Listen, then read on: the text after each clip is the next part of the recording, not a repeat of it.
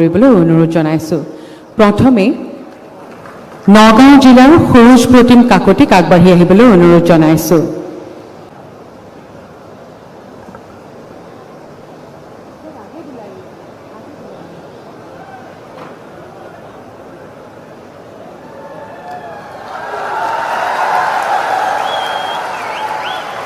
ধন্যবাদ।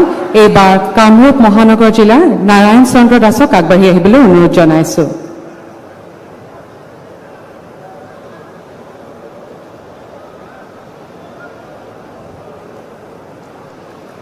ধন্যবাদ।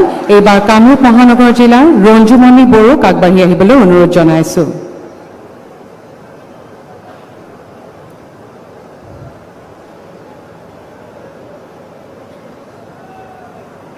ধন্যবাদ।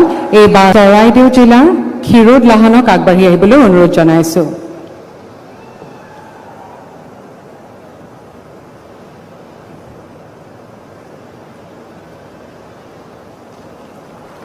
ধন্যবাদ। এইবাৰ গোলাঘাট জিলাৰ ৰাজীৱ ছেত্ৰীক আগবাঢ়ি আহিবলৈ অনুৰোধ জনাইছো।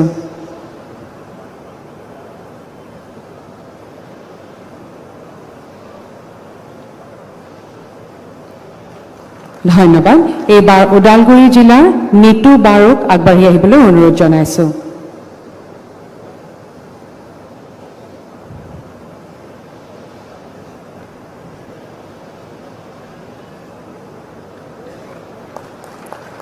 অনুদান প্ৰদান পৰ্ব ইমানতে অন্ত পৰিল। এতিয়া মই আজিৰ অনুষ্ঠানৰ মুখ্য অতিথি অসমৰ মাননীয় মুখ্যমন্ত্ৰী ডক্টৰ হিমন্ত বিশ্ব শৰ্মাদেৱক তেখেতৰ বহুমূলীয়া ভাষণ প্ৰদান কৰিবলৈ বিনম্ৰ অনুৰোধ জনাইছো।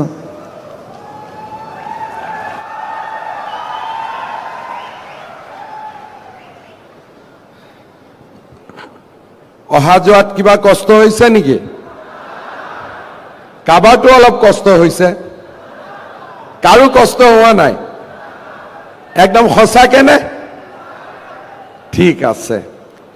আজিৰ সভাত আমাৰ মাজত উপস্থিত অসম চৰকাৰৰ সন্মানীয় উদ্যোগ মন্ত্ৰী বিমল বৰা ডাঙৰীয়া, আমাৰ মন্ত্ৰীসভাৰ সন্মানীয় সতীৰ্থ ৰঞ্জিত কুমাৰ দাস ডাঙৰীয়া, অতুল বৰা ডাঙৰীয়া, কেশৱ মহন্ত ডাঙৰীয়া, উৰ্খাও গৌৰা ব্ৰহ্ম ডাঙৰীয়া, চন্দ্ৰমোহন পাটোৱাৰী ডাঙৰীয়া, ৰণোজ পেগু ডাঙৰীয়া, অশোক সিংহাল ডাঙৰীয়া, সঞ্জয় কিষাণ ডাঙৰীয়া, অজন্তা নেওগ ডাঙৰীয়ানী, পীযুষ হাজৰিকা ডাঙৰীয়া, জয়ন্ত মল্ল বৰুৱা ডাঙৰীয়া, নন্দিতা গাৰ্লুচা ডাঙৰীয়ানী, আমাৰ মাজত উপস্থিত সন্মানীয় বিধায়ক ভৱেশ কলিতা ডাঙৰীয়া, কাৰ্বি আলং স্বায়ত্তশাসিত পৰিষদৰ মুখ্য কাৰ্যবাহী সদস্য তুলিৰাম ৰংহাং ডাঙৰীয়া,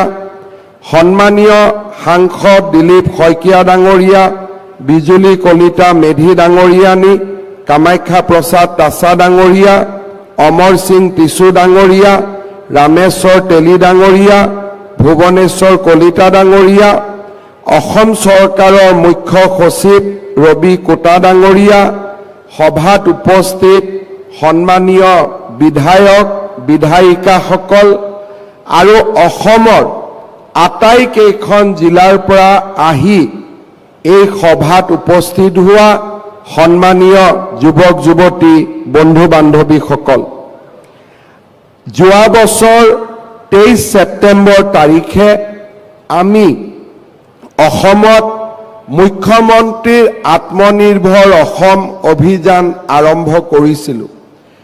আপোনালোকৰ মনত আছে 2021 চনত ভাৰতীয় জনতা পাৰ্টি আৰু আমাৰ মিত্ৰ দলে যেতিয়া নিৰ্বাচনৰ মাজলৈ আমি গৈছিলোঁ, তেতিয়া অসমৰ ৰাইজক আমি দুটা প্ৰতিশ্ৰুতি দিছিলোঁ যে 1 লাখ চৰকাৰী চাকৰি আমি নিয়োগ কৰিম আৰু দ্বিতীয়তে 2 লাখ যুৱক যুৱতীক আমি আত্মসংস্থাপনৰ পথ দেখুৱাম।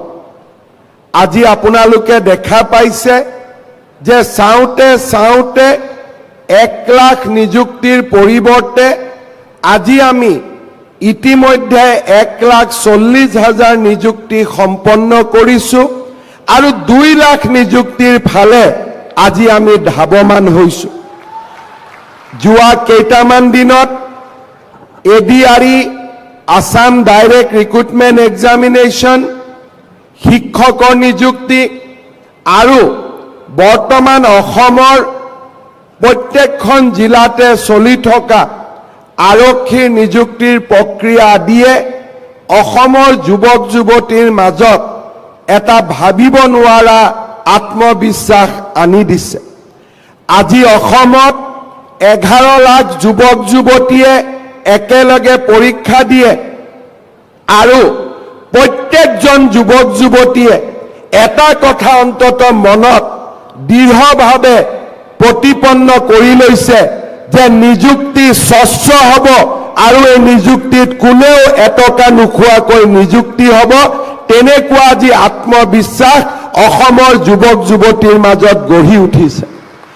আজিৰ পৰা যদি 10 বছৰ আগলৈ অসমত দীৰ্ঘকালীন যেতিয়া কংগ্ৰেছৰ শাসন চলিছিল, কোনো ল'ৰাৰ মনত ছোৱালীৰ মনত এই কথা বিশ্বাস নাছিল যে আমি চৰকাৰী চাকৰিত টকা নিদিয়াকৈ চৰকাৰী চাকৰি পাম।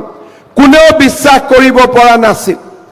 আৰু চাওঁতে চাওঁতে সৰু এটা চাকৰিৰ বাবে টকা দিয়া, ঘোষ দিয়াৰ পৰিমাণ 1 কোটি টকালৈকে বৃদ্ধি পাইছিল। কংগ্ৰেছৰ দিনত APSCত এনেকুৱা ব্যক্তিক অধ্যক্ষ কৰি দিয়া হৈছিল যে যাৰ জীৱনত এটাই মাত্ৰ ব্ৰত আছিল যে নিবনুৱা ল'ৰা ছোৱালীৰ পৰা কেনেকৈ টকা লুণ্ঠন কৰিব পাৰি, কেনেকৈ ধন লুণ্ঠন কৰিব পাৰি। আৰু এনেকুৱা এটা পৰিৱেশ আছিল যে অংগনবাদীৰ কৰ্মী, আশা কৰ্মী নিযুক্তি দিবৰ বাবেও ধনৰ লেনদেন হৈছিল। আজি আমি সেইখন অসম এটা যুগৰ পৰা আন এটা যুগলৈ পৰিৱৰ্তনৰ বাবে কাম কৰিছো। কংগ্ৰেছৰ দিনত থকা পংকিলতাক আঁতৰাই আজি আমি স্বচ্ছতাৰ এটা নতুন দিগন্তলৈ গতি কৰিছো। কোনোবাই সুধিছে যে আমাক প্ৰশ্ন কাকতখন ঘৰত আনিব দিব লাগে, আমি কৈছো ঘৰলৈকে লৈ যাওক। কোনোবাই কৈছে যে আমাক OMR চিটখন চাব দিব লাগে, আমি কৈছো সেইখনো লৈ যাওক। কতো কোনোবাই কৈছে যে প্ৰশ্নৰ উত্তৰ কেইটা আপোনালোকে এনসাৰ কিটো ঠিক কৰি বনাইছে নে নাই তাকো আমি চাব খুজিছো। আমি কৈছো সেইটোও চাই লওক। স্বচ্ছতাৰ এটা নতুন দিগন্তলৈ আমি গতি কৰিছো।